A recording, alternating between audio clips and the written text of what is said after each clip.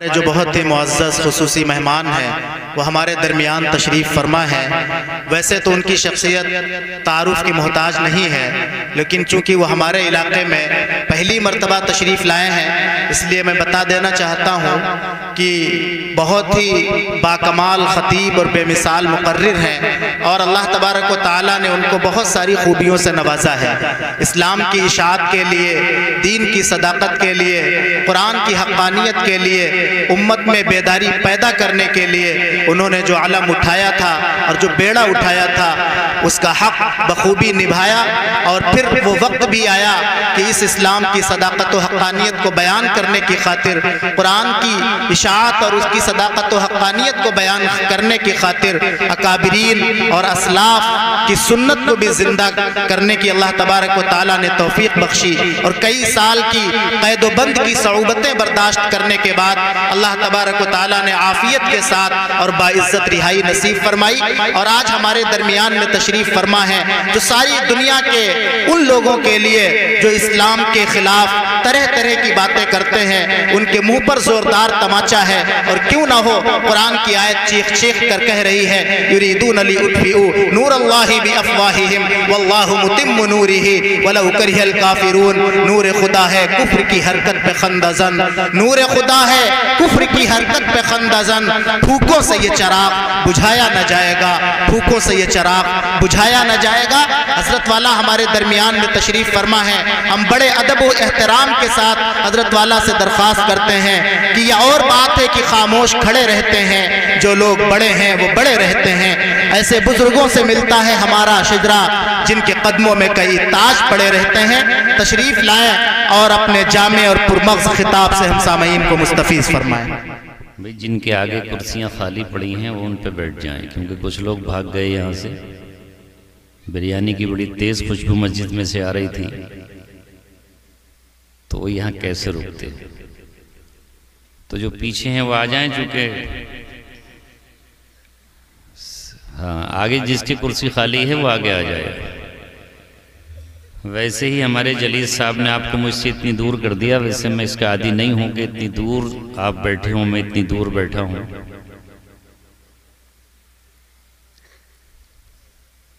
اب اتنی دور سے آپ کو خطاب کرنا پڑے گا۔ دیکھا نا کتنے لوگ چلے گئے اٹھ کر۔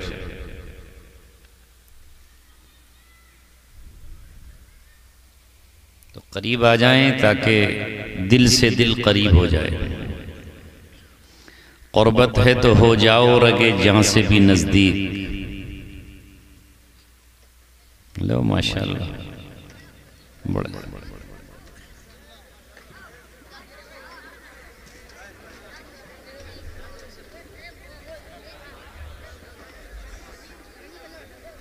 ان کے اسٹینڈ کا دھیان رکھنا، اس پہ کوئی وہ نہ لگا دے کرسی بیچاروں پہ۔ ہاں ان کے اسٹینڈ سے بچ کے۔ اب وہی نا ذرا بات، دیکھو بچوں اب بیچ میں مت ہنسنا، اس وقت ہنس لو، ہے نا؟ اس بچوں کو بٹھا دو پیچھے، بٹھا لو انہیں، بٹھا لو۔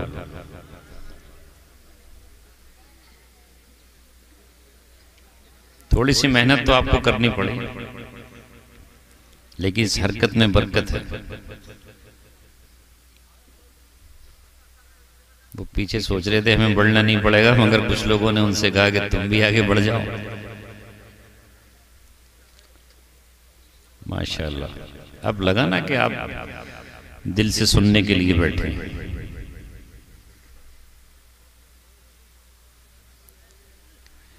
ایک شعر سنائے دیتا ہوں، بعد میں بات شروع کروں گا۔ لوٹ آئے جتنے فرزانے گئے، لوٹ آئے جتنے فرزانے گئے، تابہ منزل صرف دیوانے گئے۔ آہ کو نسبت ہے کچھ عشاق سے، آہ نکلی اور پہچانے گئے۔ اب ذرا بآواز بلند دل کی اتھا گہرائیوں سے جذبات میں ڈوب کر عشق اور محبت سے لبریز ہو کر درود پاک کا نذرانہ پیش فرمائیے۔ اللهم صل على محمد وعلى آل محمد كما صليت على إبراهيم وعلى آل إبراهيم إنك حميد مجيد.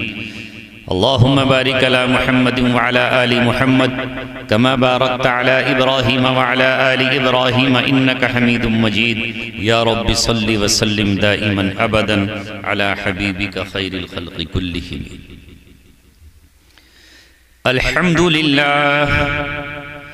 الحمد لله نحمده ونستعينه ونستغفره ونؤمن به ونتوكل عليه ونعوذ بالله من شرور أنفسنا ومن سيئات أعمالنا.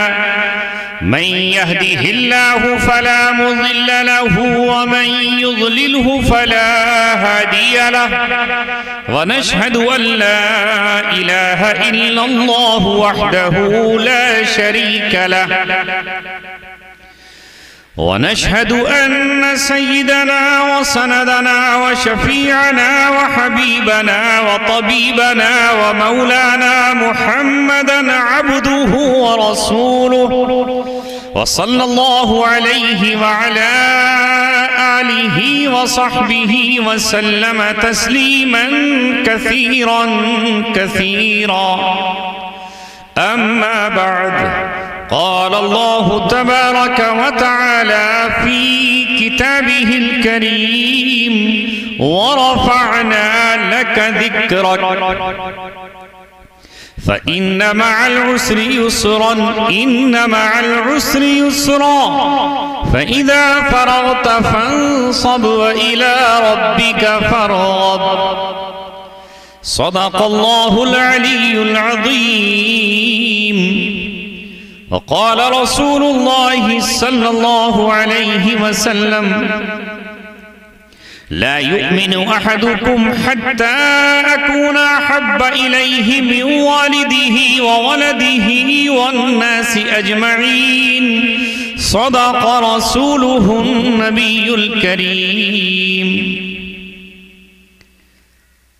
وہ دانائے سبل ختم الرسل مولائے کل جس نے، وہ دانائے سبل ختم الرسل مولائے کل جس نے، غبار راہ کو بخشا فروغ وادی سینہ. نگاہ عشق و مستی میں وہی اول وہی آخر، وہی قرآن وہی فرقان وہی یاسین وہی طٰہٰ. اور کیا کسی نے خوب کہا، ذرا دل کی گہرائیوں سے سنیے اور کانوں کو ادھر لگا دیجئے اور نظروں میں گنبد خضرا کا تصور کیجئے. سرکار مدینہ کے تصور میں ڈوب جائیے اور پھر اس شعر کو ذرا جذباتی انداز میں سننے کی کوشش کیجئے. سب سے پہلے مشیت کے انوار سے، سب سے پہلے مشیت کے انوار سے نقش روح محمد بنایا گیا، پھر اسی نقش سے مانگ کر روشنی بزم کون و مکان کو سجایا گیا. وہ محمد بھی، احمد بھی، محبود بھی، وہ محمد بھی، احمد بھی، محمود بھی، جو مبشر بھی، شاہد بھی، مشہود بھی، علم و حکمت میں جو غیر محدود بھی، ظاہراً امیوں میں اٹھایا گیا، جس کی رحمت ہے بے حد و بے انتہا، جس کی شفقت تخیل سے بھی ماورا، جو بھی عالم جہاں میں بنایا گیا اس کی رحمت سے اس کو سجایا گیا.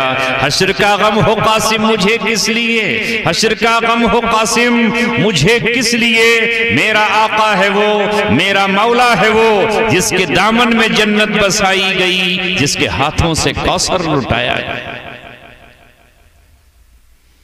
شمع رسالت کے پروانوں، گنبد خضرا کے متوالوں، قرآن کریم سے بے پناہ محبت کرنے والوں، رسول اکرم کی ذات سے ٹوٹ کر عشق و پیار کرنے والوں، ہم اس وقت اپنے نبی کے ذکر اور ان کے تذکرے کے لیے یہاں بیٹھے.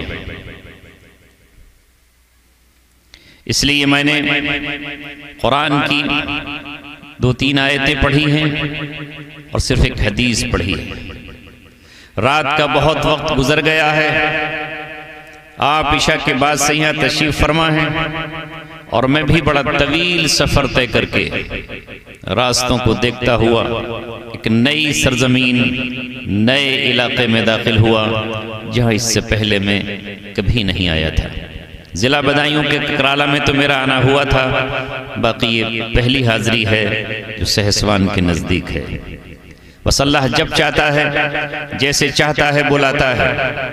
مجھے تو آج صرف اپنے نبی کی شان، آپ کی سیرت، آپ کا مقام، آپ کی عظمت، آپ کے جلوے، آپ کی شفاعتوں کی ہمیں قیامت میں ضرورت، اور آپ نے ہمیں اور اس انسانیت کو کیا دیا ہے اس کا میں ذکر کرنے جا رہا ہوں۔ جہاں ایک طرف میرے سامنے مردوں کی تعداد ہے، وہیں خیمے میں عورتوں کی تعداد بھی کافی موجود ہے۔ اس لیے میں آپ سے یہ عرض کرنے چلا ہوں کہ آپ کا نبی وہ ہے جس کے بارے میں اللہ تبارک و تعالیٰ نے 1450 برس پہلے یہ اعلان فرما دیا، وَرَفَعْنَا لَكَ ذِكْرَكَ، ہم نے آپ کے نام کو بلند کر دیا، ہم نے آپ کا پھریرا اونچا کر دیا، ہم نے آپ کو بلندیاں عطا فرما دی، اور اس بلندی تک نہ دنیا کا کوئی سربراہ پہنچا ہے، نہ پہنچ پائے گا، نہ کوئی حکمراں وہاں تک پہنچا ہے، نہ پہنچ سکتا ہے۔ اس لیے جب 1952 میں دنیا چاند پر گئی اور اس نے ڈھنڈورا پیٹا کہ ہم چاند پر جا کر کے چاند کو جھانک آئے ہیں اور چاند کو ہم تلاش کر آئے ہیں، تو اس وقت ڈاکٹر علامہ اقبال نے، محمد رسول اللہ کے ایک سچے سپاہی نے اور ان کے سچے وفادار جانثار نے کہا، ارے تو چاند کی بات کر رہا ہے، پرے ہے چرخ نیلی فام سے منزل مسلمہ کی، ستارے جس کی گرد راہ ہو وہ کارواں تو ہے۔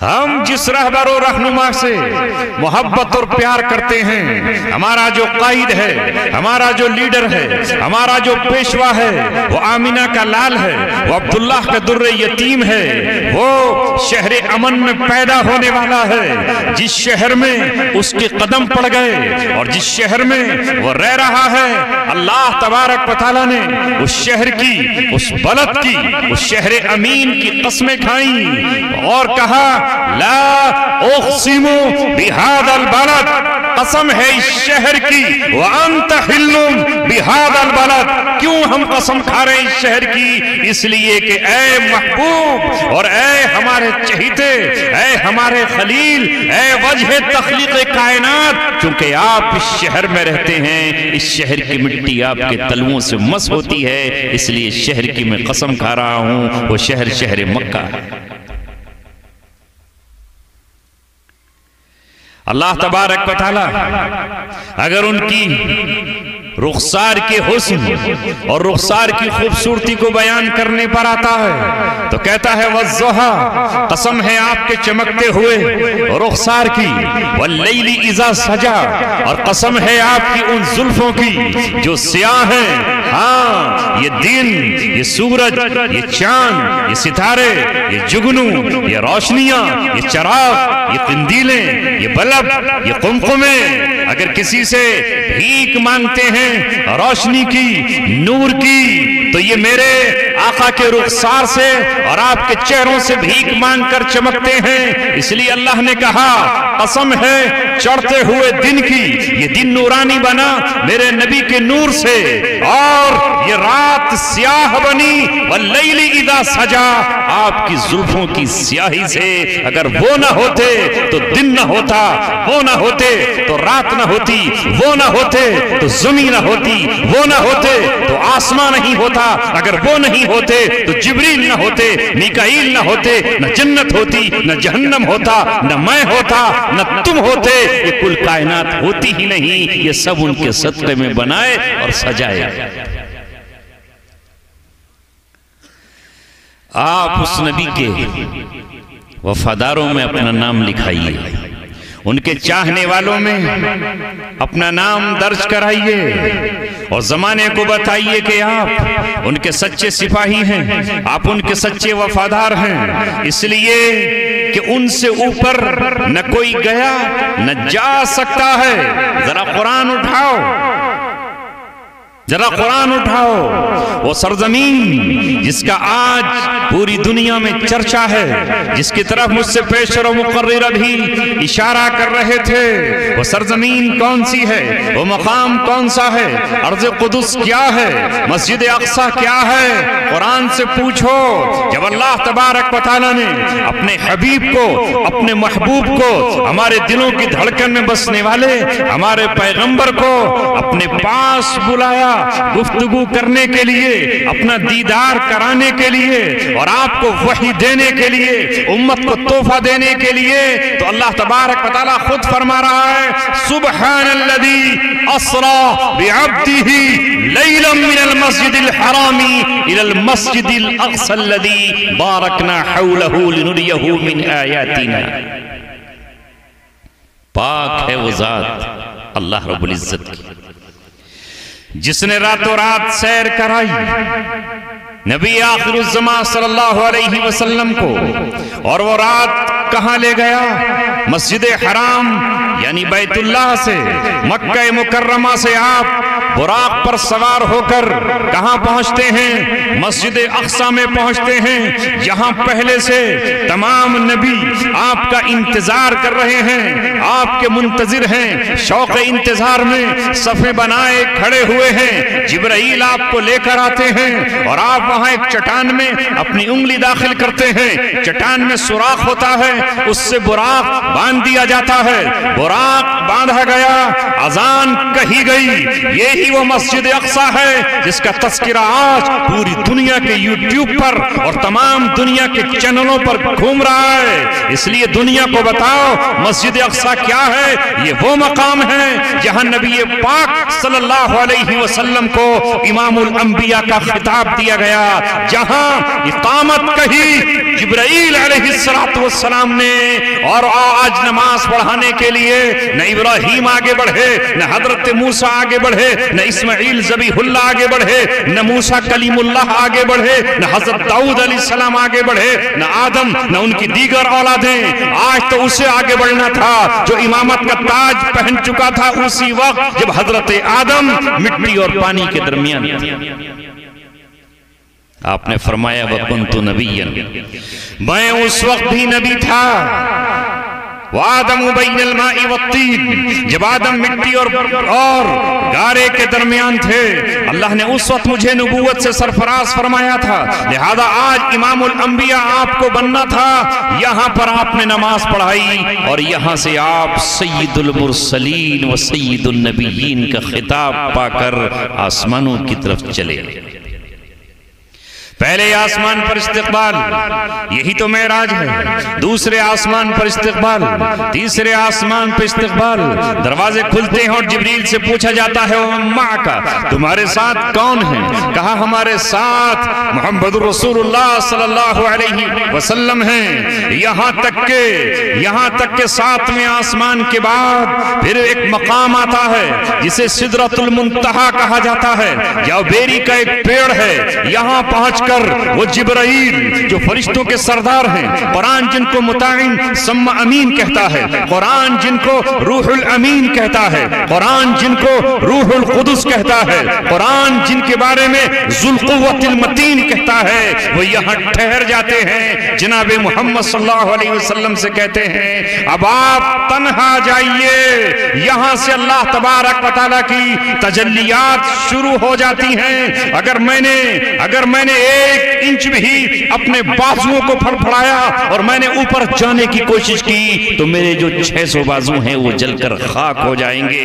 اب یہ مقام آپ کا ہے، اب یہاں سے آمینہ کا لال جائے گا، یہاں سے عبداللہ کا در یتیم جائے گا، یہاں سے عبد المطلب کا پوتا جائے گا، یہاں سے اب وہ جائے گا جسے اللہ تبارک و تعالیٰ نے آج کی رات بلایا ہوا ہے۔ آج جنت سجی ہوئی ہے، آج تمام کائنات کی آپ کو سیر کرنا ہے، یہ رات آپ کی ہے، آج کے دولہا آپ ہیں۔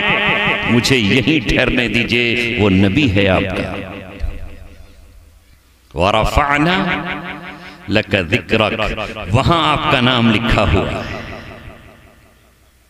کبھی سوچا کیسے نبی کے تم امتی ہو اور کس ذات کے تم غلام ہو، اور کیوں نہ ہم فخر کریں، کیوں نہ ہم ناز کریں، کیوں نہ ہم اپنی قسمت پر خوشیاں منائیں کہ اللہ تعالیٰ نے ہمیں ایسا نبی عطا فرمایا جہاں اللہ ہے اور بس رسول اللہ ہیں، اللہ کی ذات ہے اور نبی پاک صلی اللہ علیہ وسلم ہیں۔ اللہ تبارک و تعالیٰ وہاں پر ضمانت دیتا ہے، ما زاغ البصر وما طغى لقد رأى من آیات ربہ الکبریٰ، نہ آنکھ بہکی، نہ آنکھ خیرہ ہوئی، نہ اس نے سرکشی کی، جلوے اللہ تبارک و تعالیٰ کے ذات الہی سامنے ہے۔ محمد صلی اللہ علیہ وسلم آج اللہ تبارک و تعالیٰ کو دیکھ رہے ہیں، یہ وہ آنکھ ہے جس کی گواہی اللہ تبارک و تعالیٰ دیتا ہے، ما زاغ البصر وما طغى، نہ آنکھ نے سرکشی کی، نہ آنکھ آگے بڑھی، نہ اس میں کوئی ٹیڑھ پیدا ہوا۔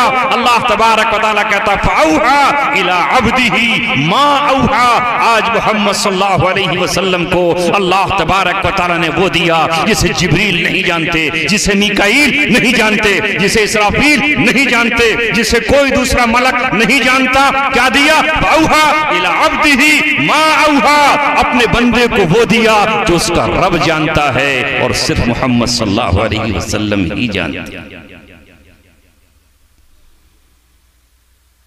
سب کچھ نبی پاک صلی اللہ علیہ وسلم نے قیامت تک کے لیے بتا دیا، وہ علوم لے کر آئے، اس لیے اب ہماری نظروں میں کوئی جچے گا؟ کوئی چاند پر چلا جا کر بانسری بجائے اور جھومے، تو چاند پہ آج گیا ہے 1450 برس پہلے۔ میرا محبوب، میں جن سے محبت کرتا ہوں، میں جن کے دین پر چلتا ہوں، جو میری زندگی میں بستے ہیں ایک محبوب حقیقی کی طرح، اور میں ان سے سب سے زیادہ محبت کرتا ہوں۔ اور کیوں نہ کروں؟ اگر میری محبت اپنی اولاد سے زیادہ ہے اور نبی سے کم ہے، میری محبت اگر میرے بیٹے سے زیادہ ہے اور آپ سے کم ہے، اگر میری محبت اپنی بیوی سے زیادہ ہے اور آپ سے کم ہے، اگر میں اپنی ماں اور اپنے باپ سے ٹوٹ کے پیار کرتا ہوں اور نبی سے اتنا پیار نہیں کرتا، تو لکھ لے زمانہ، لکھنے والوں لکھو اور یہاں سننے والوں سنو، ماں تم بھی سنو، بہنوں اور بیٹیوں تم بھی سنو، اس وقت میرا ایمان کامل نہیں ہو سکتا۔ اس لیے کہ فرمان نبی ہے، لا یؤمن احدکم حتی کون احب الیہ من والدہ وولدہ والناس اجمعین، تم میں کوئی بھی اس وقت تک مومن نہیں ہو سکتا جب تک میں اسے اس کے باپ سے، اس کی اولاد سے اور اس کائنات کے ذرے ذرے سے زیادہ محبوب نہ ہو جاؤں۔ ڈھونگی محبت نہیں، فرضی محبت نہیں، دکھاوے کی محبت نہیں، حقیقی محبت ہونی چاہیے، جس طرح صحابہ کرام رضوان اللہ علیہم اجمعین کو تھی کہ انہوں نے دیکھا کہ محمد رسول اللہ صلی اللہ علیہ وسلم کون سا لباس پہنتے ہیں، انہوں نے بھی وہی لباس پہنا۔ آپ کو کون سی چیز پسند ہے، وہی ان کی پسند بن گئی۔ آپ کس چیز سے ناراض ہوتے ہیں، اس چیز کو انہوں نے ہمیشہ کے لیے چھوڑ دیا۔ جو نبی کی پسند، وہ صحابہ کی پسند، خدا کی قسم ان کا غلام ہو نہیں سکتا اس وقت تک جب تک نبی پاک صلی اللہ علیہ وسلم کی پسند کو اپنی پسند نہ بنا لے۔ نبی فرمائیں قرۃ عینی فی الصلاۃ، نماز میری آنکھوں کی ٹھنڈک ہے۔ ان کا عاشق ہو اور نماز نہ پڑھے، ان کا امتی ہو اور نماز نہ پڑھے، ان کا امتی ہو اور وہ قربانی نہ دے، ان کا امتی ہو اور حج نہ کرے، ان کا امتی ہو اور قرآن کو کھول کر نہ دیکھے، ان کا امتی ہو اور ناچ اور گانے کی محفلوں میں جائے، ان کا امتی ہو اور وہ شراب پینے لگے، ان کا امتی ہو اور چوری کر رہا ہو، ان کا امتی ہو اور ڈاکہ ڈال رہا ہو، ان کا امتی ہو اور دھوکہ دے رہا ہو، ان کا امتی ہو اور رشوت لے رہا ہو، یہ نہیں ہو سکتا۔ جو محمد کا سچا غلام ہے وہ اپنے نبی کے فرمان پہ قربان ہو جائے گا، روٹی ملے یا نہ ملے، فاقوں پر فاقے ہو جائیں، پیٹ بھرے یا نہ بھرے، پیون کے کپڑے وہ پہن لے گا، لیکن وہ نبی کے حکم سے کبھی بغاوت نہیں کرے گا۔ اس لیے نبی کے چاہنے والوں نے وہ کیا جو ان کو محبوب تھا، جس کا انہوں نے حکم دیا۔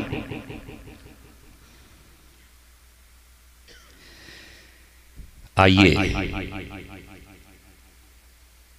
اللہ نے جب کہا کہ وَرَفَعْنَا لَكَ ذِكْرَكَ، ہم نے آپ کا نام اونچا کر دیا، آپ کا تذکرہ بلند کر دیا۔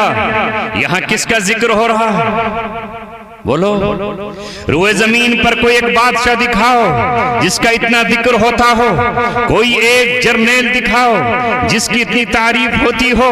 ابھی قاری نادر نے بھی آپ ہی کی نعت پڑھی اور دوسرے قاری صاحب نے بھی آپ ہی کی نعت پڑھی، حالانکہ ابو جہل نے آپ کے نام کو بٹا لگانا چاہا، اور اس نے جب آپ کے ایک بیٹے انتقال فرما گئے اور اس دنیا سے رخصت ہوئے تو اس وقت ابو جہل ناچنے لگا، اور عقبہ ابن معیط گھنگرو باندھ کر کے تھرکنے لگا، اور آپ کی چچی ام جمیل مسکرانے لگی۔ آپ کا چچا ابو لہب یہ خبر دینے کے لیے آیا، آج میرے بھتیجے کے بیٹے کا انتقال ہو گیا ہے، لہذا میرے بھتیجے کے یہاں بیٹیاں ہی رہ گئی ہیں، بس ان کی زندگی تک کی کہانی ہے۔ ارے تجھے نہیں معلوم تھا وہ زندہ جاوید ہے، وہ زندہ جاوید ہے، اس پر وہ موت طاری نہیں ہوتی جو عام انسانوں پر طاری ہوا کرتی ہے، وہ محمد صلی اللہ علیہ وسلم ہے۔ لہذا آپ کے گھر میں تو غم ہے، آپ کی آنکھ میں آنسو ہے، آپ کے دل پر غم کی کالی چھایا ہے۔ یہاں ابو جہل شراب پی رہا ہے، یہاں عتبہ اور شیبہ بانسریاں بجا رہے ہیں، اور یہاں محفلیں چل رہی ہیں، جام چھلک رہے ہیں، اور کہا جا رہا ہے ان محمدن ابتر، محمد تو ابتر ہو چکے ہیں، ان کی نسل نہیں ہے، ان کا بیٹا نہیں ہے، ان کا پرچم کون اٹھائے گا، ان کا جھنڈا کون اٹھائے گا، ان کے کام کو آگے کون بڑھائے گا؟ ارے بیٹے ہی سے تو سلسلہ چلتا ہے، باپ کے بعد بیٹا، اور بیٹے کے بعد پوتا، اور پوتوں کے بعد پرپوتا۔ ادھر یہ سب باتیں کہی جا رہی ہیں، اور زبانوں پر یہ ہے کہ محمد تو ایک ناقص انسان کی طرح ہیں، لو آج ان کے بیٹے کا انتقال ہو گیا۔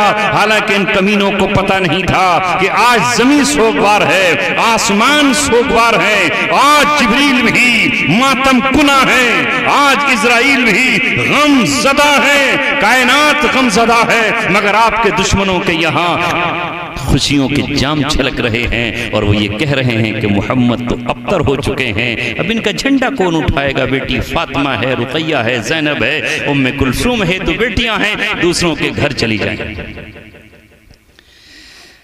جب اللہ کے رسول صلی اللہ علیہ وسلم کے ساتھ کوئی واقعہ پیش آتا تو جواب اللہ تبارک و تعالیٰ کی طرف سے آتا، اور وہ جواب قرآن بن جاتا، وہ جواب قرآن بن گیا، وہ قرآن کی آیتیں بن گیا، اور قیامت تک اے محمد رسول اللہ کے غلاموں تم اس کو پڑھتے رہو گے۔ لہٰذا اسی وقت اللہ تبارک و تعالیٰ کو جلال آیا، اور اللہ تبارک و تعالیٰ نے جوش میں آ کر ایک مختصر اور چھوٹی سی سورت 3 آیتوں پر مشتمل اتار دی، جو مجھے اور آپ کو یاد ہے، اور میں آج اس مجمع میں اے ماؤں تمہیں سنانے جا رہا ہوں، اے بچوں تمہیں سنانے جا رہا ہوں۔ اللہ تبارک و تعالیٰ نے کہا انا اعطینا کل کوثر، میرے محبوب غم کی ضرورت نہیں ہے، غم زدہ ہونے کی ضرورت نہیں ہے، ابوبکر صدیق تمہیں افسوس اور افسردہ ہونے آنے کی ضرورت نہیں ہے، اے میرے محبوب میں نے آپ کو کوثر عطا کی ہے۔ جانتے ہو کوثر کیا ہے؟ کیا ہے؟ بتا دیں گے؟ نہیں، آپ کہیں گے بتانے کے لیے تو آپ کو بلایا ہے۔ کوثر جنت کی ایک نہر کا بھی نام ہے، جو جنت میں نہر ہے، نہر کوثر۔ اللہ فرما رہا ہے ہم نے آپ کو جنت کی نہر کوثر کا مالک بنایا ہے، اور اسی جنت کا ایک حوض ہے جو میدان محشر میں ہوگا، ہم نے آپ کو اس کا مالک بنایا ہے، جس میں آپ خورے پڑے ہوئے ہیں جو چاندی کی طرح سفید ہیں اور شیشے کی طرح آر پار ہیں۔ لہذا اس حوض کوثر کے آپ مالک ہیں۔ میدان قیامت میں تڑپتا اور بلکتا ہوا، سوکھے ہونٹ لے کر اور گلوں میں کانٹے جمے ہوئے، ہر امت کا ہر انسان اگر وہاں پانی کی تلاش میں جائے گا تو ایک ہی حوض ہے، اور اس کا نام ہے حوض کوثر۔ اگر ہم نے آپ سے بیٹا لے لیا ہے تو کیا ہوا؟ ہم نے آپ کو حوض کوثر عطا کی۔ یہ تو دو چیزیں ہوئیں۔ مولانا عبد الماجد دریابادی بہت بڑے عالم گزرے ہیں۔ آپ کہیں گے گزرے ہوں گے، ہمیں اس سے کیا لینا؟ ہم تو سچن تندولکر کو جانتے ہیں، ہم تو وراٹ کوہلی کو جانتے ہیں، اس کے چھکوں پر ہم بھی چھکا بن جاتے ہیں، ہمیں اس سے کیا لینا دینا؟ ہم تو شاہ رخ پٹھان کو جانتے ہیں، ہم تو عامر خان کو جانتے ہیں، اور سلمان خان کے تو ہم اتنے دیوانے ہیں کہ اگر وہ خون مانگ لے تو اس کو ہم 1 کلو خون بھی اپنے جسم کا نکال کر دے دیں گے، چونکہ وہ بگ باس میں آ کر کے ہمیں ننگے ننگے شارٹ دکھاتا ہے۔ اس سے ہمیں کیا پتا کہ مولانا عبد الماجد دریابادی کون تھے؟ وہ پوچھ لو جلیس صاحب سے، وہ پوچھ لو فلانے عالم سے، ہمیں اس سے کیا لینا ہے؟ ہمارے دل کی دنیا میں تو شاہ رخ پٹھان جیتے ہیں۔ اے میرے دوستو، یہ تمہارے محبوب نہیں ہونا چاہیے۔ ناچ گانے سے تمہارے رسول نے تمہیں روکا ہے، تمہیں منع کیا ہے، تو یہ نچکئیے، یہ بھنڈیلے، یہ تمہارے دل میں بسیں، ان کی فوٹو تمہارے پرس میں لگی ہو، ان کی فوٹو تمہارے موبائل کی اسکرین پر لگی ہو، ان سے تم محبت کا اظہار کرتے ہو، جو نبی کی محفل میں جا نہیں سکیں گے۔ انہوں نے اپنی دنیا کے لیے وہ کچھ بھی کر گزریں، کچھ بھی کر گزریں، مت جاؤ ادھر۔ پیغام یہ ہے۔ تو میں یہ عرض کر رہا تھا کہ مولانا عبد الماجد دریابادی علیہ الرحمہ نے لکھا ہے کہ کوثر بنا ہے کثرت سے، اور کثرت کہتے ہیں زیادتی کو۔ کوثر کثرت سے بنا ہے۔ اللہ کہنا چاہتا ہے کہ ہم نے آپ کو نہر کوثر ہی نہیں، حوض کوثر ہی نہیں، بلکہ کثرت کا مالک بنا دیا ہے۔ جس کثرت سے آپ کی امت ہوگی، روئے زمین پر کسی نبی کی امت نہیں ہوگی۔ میدان قیامت میں 120 صفیں لگی ہوں گی، 120 ٹوٹل 120 صفیں ہوں گی۔ 40 صفیں حضرت آدم سے حضرت عیسیٰ تک سارے نبیوں کی ہوں گی، اور 80 صفیں میرے محمد مصطفیٰ صلی اللہ علیہ وسلم کی ہوں گی۔ کسی کے ماننے والوں کی اتنی تعداد نہیں ہوگی۔ آج دنیا کا کوئی خطہ ایسا نہیں ہے، خشکی ہو یا تری، آسمان کی فضائیں ہوں یا بیابان جنگل، جہاں محمد رسول اللہ کے غلام اور دیوانے نہیں ہیں، جہاں آپ کے چاہنے والے نہیں ہیں۔ لہذا دنیا روک نہ سکی۔ ابو جہل نے روکنا چاہا تھا کہ ان کو مدینے ہی میں روک دیں، نہیں روک پایا۔ احد میں گیا، بدر میں گیا، واپس ہی نہیں آیا۔ احد میں جو نکلے وہ بھی ٹھنڈے ہو گئے، اور احزاب میں جو گئے تھے ناکام واپس لوٹے۔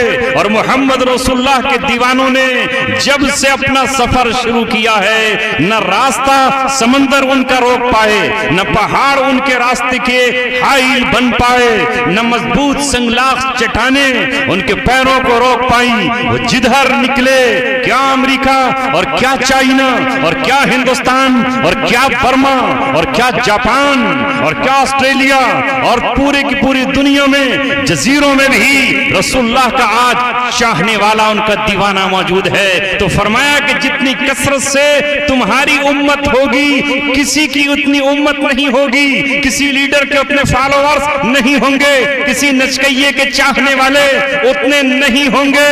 یہ محمد رسول اللہ ہے۔ پھر فرمایا اللہ تبارک و تعالیٰ نے ہم نے آپ آپ کو کثرت عطا کی ہے تو جس کثرت سے آپ کا نام لیا جائے گا اتنا نام کسی کا نہیں لیا جائے گا۔ لیا جاتا ہے کسی کا؟ نہیں۔ اس لیے کہ مجھے بتاؤ، روئے زمین پر 5 وقت دنیا کے ہر خطے میں جہاں بھی کہیں مسلمان بستا ہے وہ اذان پڑھ رہا ہے، اور اذان میں وہ جیسے ہی کہتا ہے اشہد ان لا الہ الا اللہ، اس کے فوراً بعد کہتا ہے واشہد ان محمد رسول اللہ۔ اور یہ سب کہتے ہیں، کوئی یہ کہے کہ وہ نہیں کہتا وہ جھوٹ بول رہا ہے، وہ چاہے ٹنٹن سنی ہو یا وہ ٹنٹن نہ ہو، تھوڑا سا کسی اور کی نظر میں کم ہو، مگر اس کی اذان بھی وہی ہے، عربوں کی اذان بھی وہی، عجمیوں کی اذان بھی وہی، بیت المقدس کی اذان بھی وہی، مکہ مکرمہ کی اذان بھی وہی، دیوبندی کی بھی وہی، بریلوی کی بھی وہی، جماعت اسلامی کی بھی وہی، اہل حدیث کی بھی وہی۔ یہ تو سبھی کی اذانوں میں اشہد ان محمد رسول اللہ سب کہہ کر پکارتے ہیں، اور جو بھی ایمان کی سرحد میں داخل ہوتا ہے، وہ چاہے یوسف جوہنہ داخل ہو یا محمد علی قلعے داخل ہو یا دنیا کا کوئی اور داخل ہو، وہ آپ کا نام لے کر داخل ہوتا ہے۔ لا الہ الا اللہ پر بس نہیں ہے، بلکہ لا الہ الا اللہ محمد رسول اللہ۔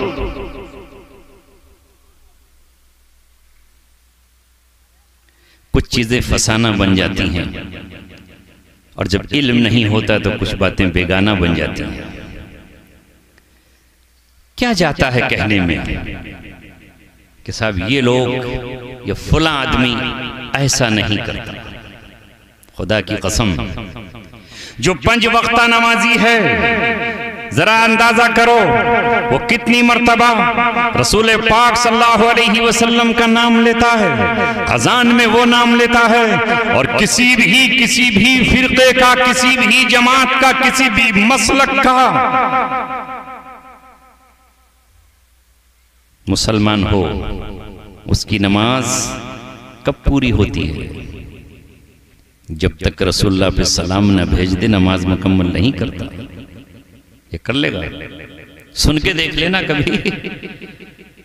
جو نہیں پڑھتا وہ تو نہیں بھیج پائے گا، مگر جو پڑھتا ہے التحیات للہ والصلوات والطیبات، اتنا کہنے کے بعد ہر ایک کہتا ہے السلام علیکہ، سلام ہو آپ پر، السلام علیکہ ایھا النبی، اے نبی آپ پر سلام ہو۔ یہ کون ہے؟ یہ محض روزے پر جا کر ہی نہیں، ارے وہاں تو دیوانہ وار ہم پڑھتے ہی ہیں، السلام علیکہ یا رسول اللہ، السلام علیکہ یا نبی اللہ، السلام علیکہ یا ابا بکر خلیفہ رسول اللہ، السلام علیکہ یا عمر خلیفہ رسول اللہ۔ وہاں تو جھوم کر اور سامنے چہرے کے پڑھتے ہی ہیں، لیکن ہم میں جو شخص بھی 2 رکعت نماز پڑھے گا تو وہ آخری قاعدے میں پڑھے گا، اور جو 4 رکعت نماز پڑھے گا وہ 2 مرتبہ کہے گا السلام علیکہ ایھا النبی ورحمۃ اللہ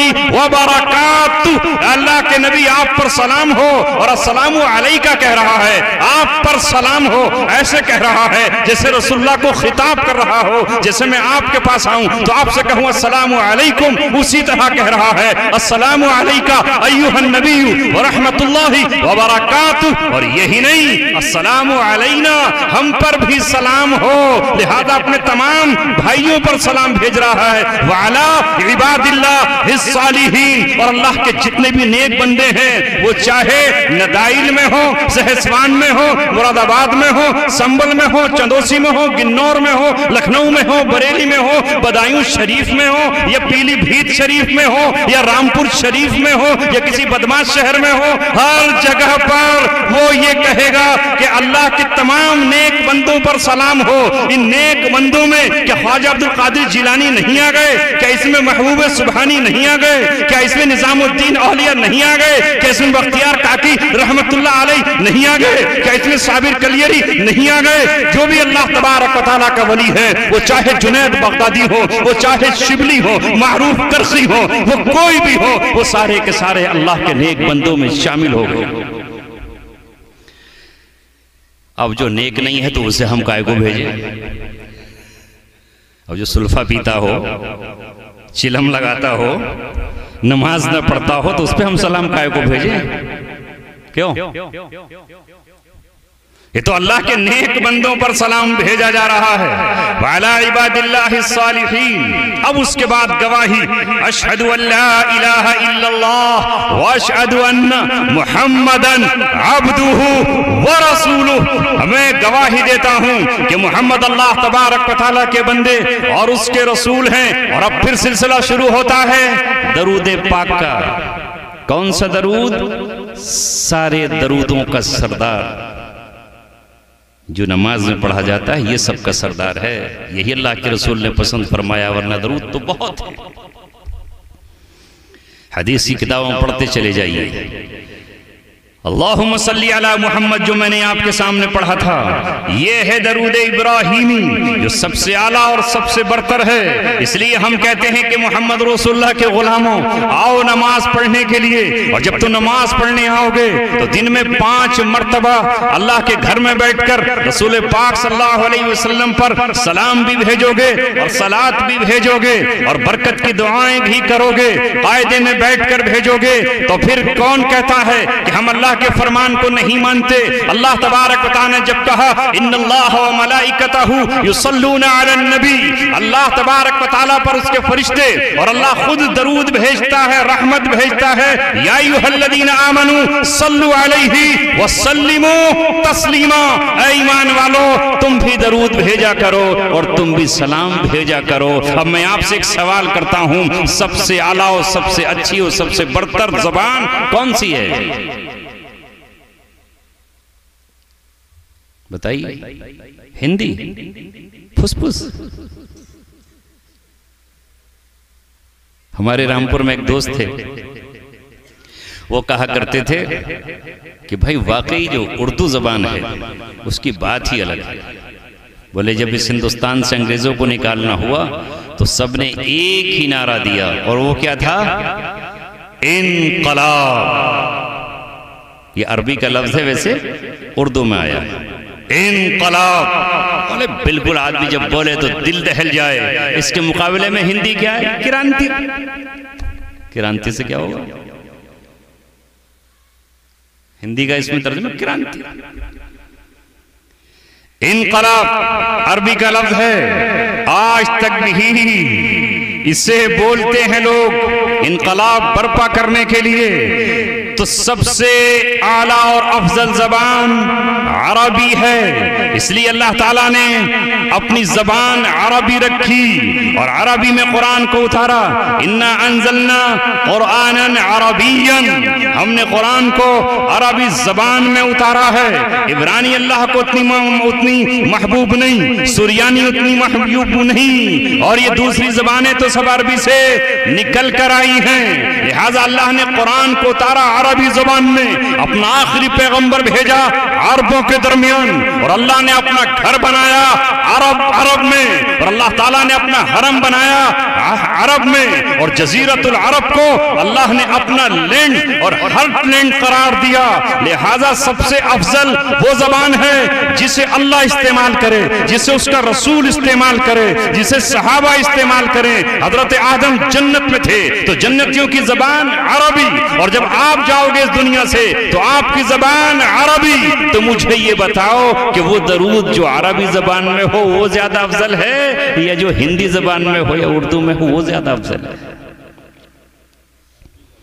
جسے رسول اللہ پاک صلی اللہ علیہ وسلم خود اپنی زبان مبارک سے ادا فرمائیں وہ زیادہ فضیلت کا ہے یا کوئی دوسرا زیادہ فضیلت کا ہے؟ جس کے الفاظ میرے آقا نے چنے ہوں اور جس کے معنی میرے رب نے عطا فرمائے ہوں، ہم اسے پڑھیں تو لوگ کہیں کہ نہیں یہ والا مت پڑھو۔ نواز دیوبندی نے جو کہا ہے کہ وہ والا پڑھ لو، بھائی میں تو نواز والا نہ پڑھتا، میں تو پڑھوں گا اپنے محبوب والا جو میرے میرے حبیب نے پڑھا ہے، جو ہمیں سکھایا ہے، جو نماز مومن کی معراج ہے، اور اس سے میں مطمئن ہوں کہ میں اپنے نبی پاک صلی اللہ علیہ وسلم نے جو الفاظ مجھے سکھائے ہیں وہی میں ادا کروں گا۔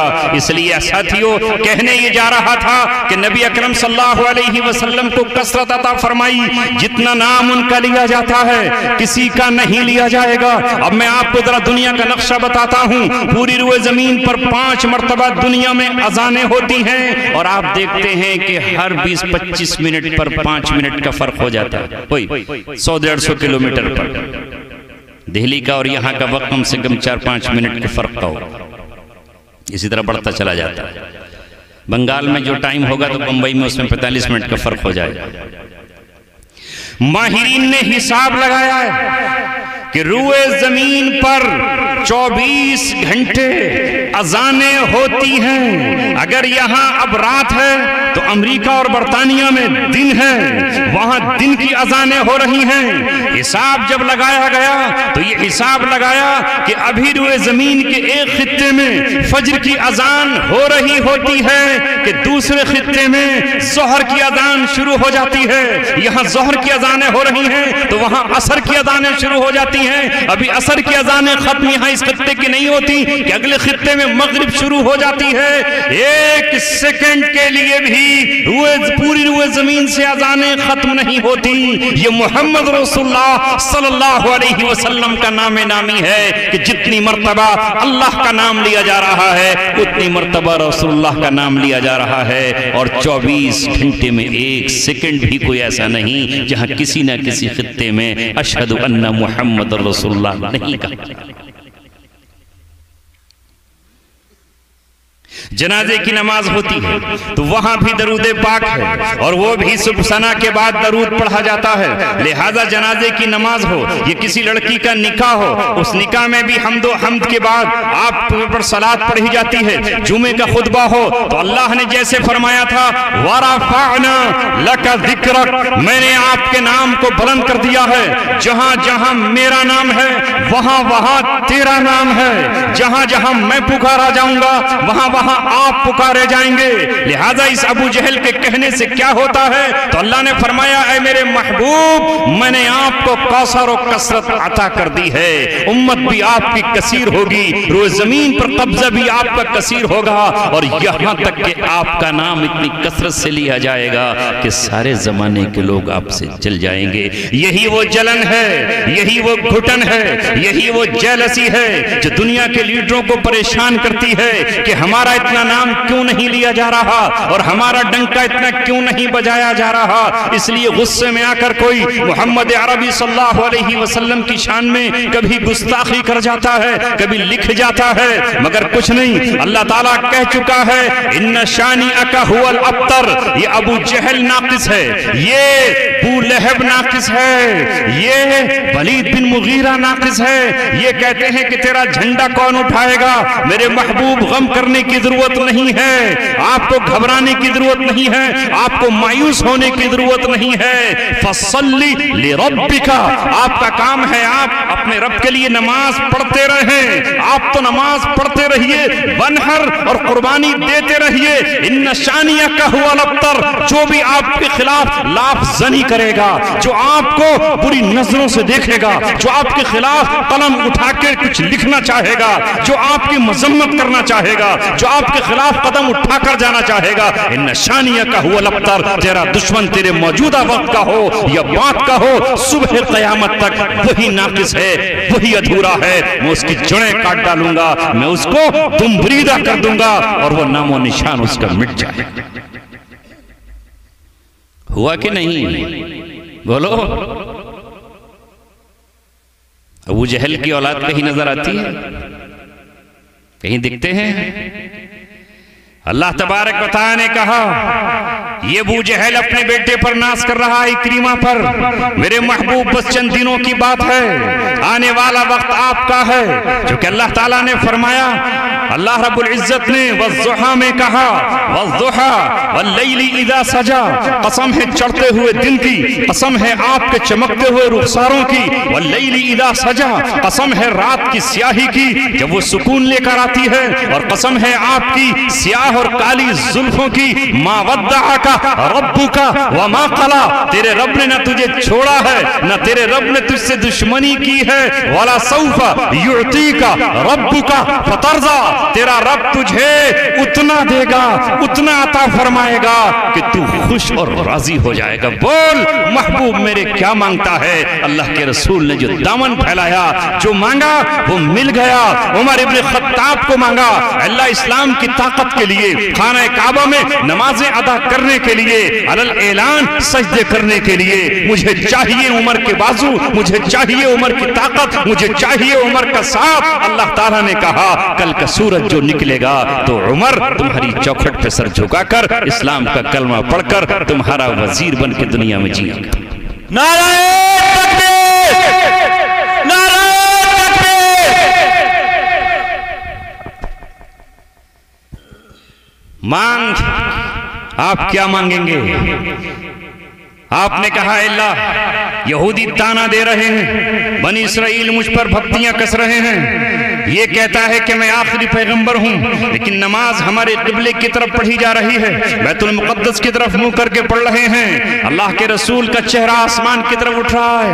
قد نرا تقلب وجہک فی السماء, اللہ نے کہا ہم آپ کے چہروں کو, آپ کے چہرے کو آسمان کی طرف اٹھتا ہوا دیکھ رہے ہیں, لہذا آ گیا ہے وقت, فلنولینک قبلۃ ترضاها فول وجہک شطر المسجد الحرام, اب آپ اپنا چہرہ مسجد حرام کی طرف پھیر لیجئے, ہم نے آپ کا قبلہ خانہ کعبہ بنا دیا. جب بدر میں آپ بیٹھے ہیں, آپ کے ساتھ کل 313 کا معمولی سا لشکر ہے, جن میں معصوم بچے بھی ہیں اور جن میں پیدل ہیں, جن کے ہاتھوں میں کچھ بھی نہیں ہے مقابلہ آرائی کے لیے. اے اللہ میں لے کر نکل آیا ہوں, اور اس وقت آپ نے اپنا دامن پھیلا کر اللہ تبارک و تعالیٰ سے کہا, ابوبکر صدیق آپ کی پہریداری پر کھڑے ہیں, اللہم ان تہلک ہذہ العصابۃ لن تعبد علی الارض ابدا, اے اللہ یہ میری مٹھی بھر جماعت ہے, یہ میری 13 سال مکے کی محنت ہے, یہ میری مدینہ منورہ کی محنت ہے, میں ان کو لا کر کے یہاں بیٹھا ہوں.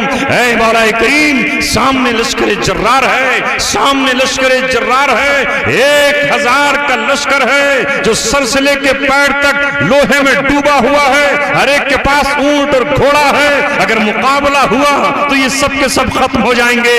لیکن اے رب تو یاد رکھنا, اگر آج یہ میری مٹھی بھر جماعت فنا ہو گئی اور یہ قتل کر دی گئی, یہ موت کے منہ میں ڈال دی گئی, لن تعبد علی الارض ابدا, تو قیامت تک اس روئے زمین پر تیرا نام لیوا کوئی نہیں ہوگا. یہ لفظ کہنے تھے کہ اللہ تبارک و تعالیٰ نے کہا میرے محبوب, میرے محبوب, میں نے تیری حفاظت کا وعدہ کیا ہے تو تیرے غلاموں کی بھی حفاظت کا وعدہ کیا ہے. تو گھبرا مت, میں جبریل کو بھیجتا ہوں, وہ اپنا گھوڑا لے کر آئے گا, اور جبریل سے میں کہوں گا کہ آج کی اس جنگ میں تجھے میرے محمد کو فتح دلانا. ملی؟ اے میرے محبوب آپ مانگیے تو صحیح والا, سوف یعطیک ربک فترضی, آپ کا رب آپ کو اتنا دے گا کہ آپ راضی ہو جائیں گے, آپ خوش ہو جائیں گے. حدیث پاک میں آتا ہے کہ جب میدان قیامت میں ساری امتیں بوکھلائی ہوئی ہوں گی, پیاس سے بے قرار ہوں گی, گھٹنوں اور ٹخنوں تک پسینوں میں ڈوبی ہوئی ہوں گی, اور سفارش کے لیے کبھی حضرت آدم کو پکار رہی ہوں گی, اور کبھی حضرت موسیٰ کے دربار میں حاضری دے رہی ہوں گی, اور کبھی حضرت ابراہیم کے پاس پہنچیں گی, اور سب کے سب کہہ دیں گے آج ہم شفاعت نہیں کر سکتے, یہ شفاعت کبریٰ کا حق تو اللہ رب العزت نے اسی کو دیا ہے جس کا نام احمد مجتبیٰ ہے, جس کا نام محمد مصطفیٰ ہے, جو قمر الورا ہے, جو نور الہدا ہے, جو بدر الدجا ہے, جو شمس العلا ہے. یہ شفاعت کا حق اسی کو اللہ نے دیا ہے. جاؤ ان کے پاس, وہ تمہاری سفارش کریں گے. جو امت ان کے پاس بلکتی ہوئی جائیں گی اور کہیں گی اللہ کے کے رسول اس عذاب سے ہمیں نجات دلوا دیجئے، اور سفارش آپ فرما دیجئے کہ حساب اور کتاب شروع ہو جائے۔ کب حساب شروع ہوگا؟ اللہ کے رسول سجدے میں جائیں گے، فرماتے ہیں میں سجدہ کروں گا، اور اتنا طویل سجدہ کروں گا کہ رب کا جو جلال ہے، جو قہر ہے، جو غضب ہے، جو غصہ ہے، وہ ٹھنڈا ہو جائے گا، اور اللہ تبارک و تعالیٰ کا اپنے اس چہیتے پر پیار اتر آئے گا، اور اللہ تبارک و تعالیٰ کہے گا اے میرے محبوب، اے میرے محبوب، ارفع رأسک، اپنا آپ سر اٹھائیے، سل، مانگیے کیا مانگتے ہیں، توتا، جو مانگو گے واج وہ دیا جائے گا، وشفا تشفا، جس کی سفارش کرو گے اس کے حق میں آپ کی سفارش قبول کی جائے گی۔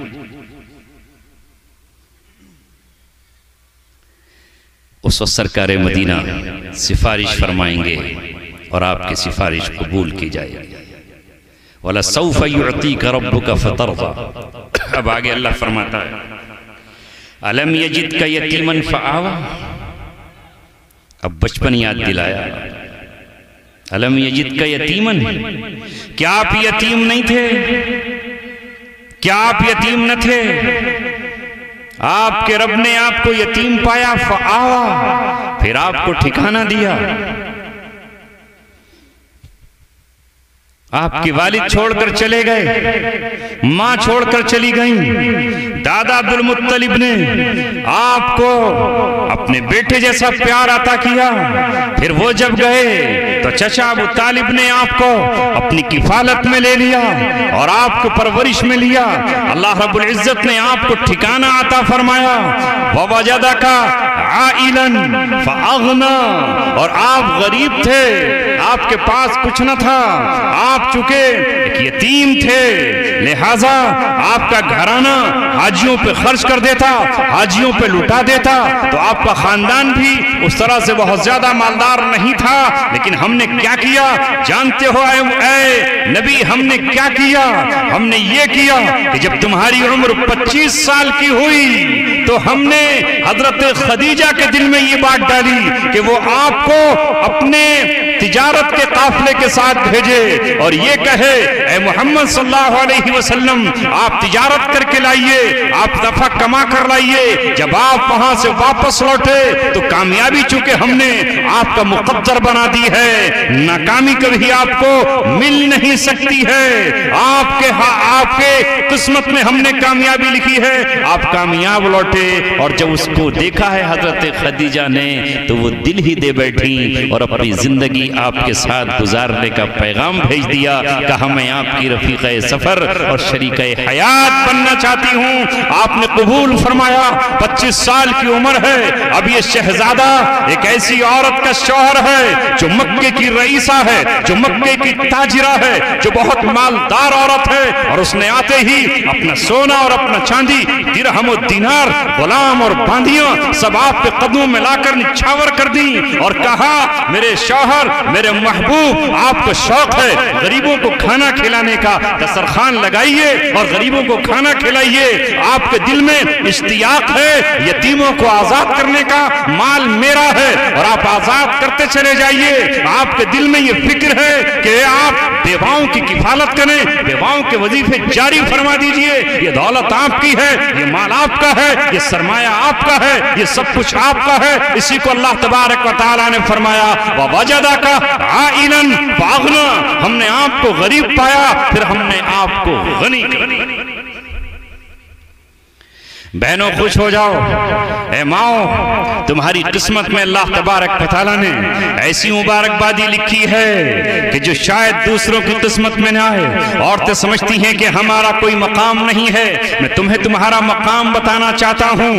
ابھی اظہار نبوت نہیں ہوا ہے، ابھی صحرا بظاہر آپ کے سر پہ نہیں سجایا گیا ہے، ابھی جبریل آپ کے پاس قرآن کا پیغام لے کر نہیں آئے ہیں، عمر 25 سال ہے، اس 25 سال کے آگے ہونے والے آخری نبی کو، جو ہاں میں نے عرض کیا تھا کہ وہ نبی تو اس وقت سے ہے جب آدم اور مٹی اور پانی کے درمیان ہیں، مگر آج اس کو سہارا دینے والا کون ہے؟ یہ ایک عورت ہے جسے تاریخ حضرت خدیجہ کا نام دیتی ہے، جس نے 25 سال میں آ کر آپ کی زندگی میں سکون داخل کر دیا۔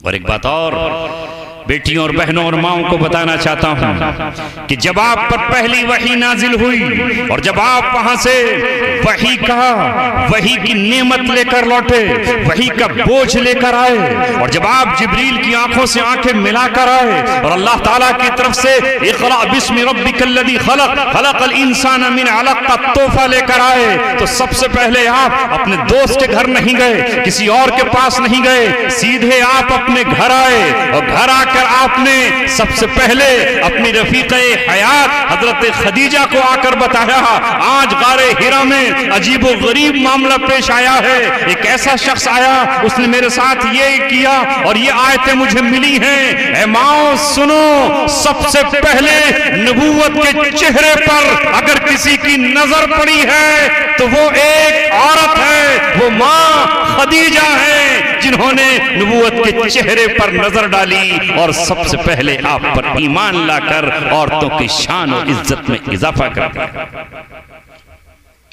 باقی تو سب بعد میں ایمان لے کر آئے۔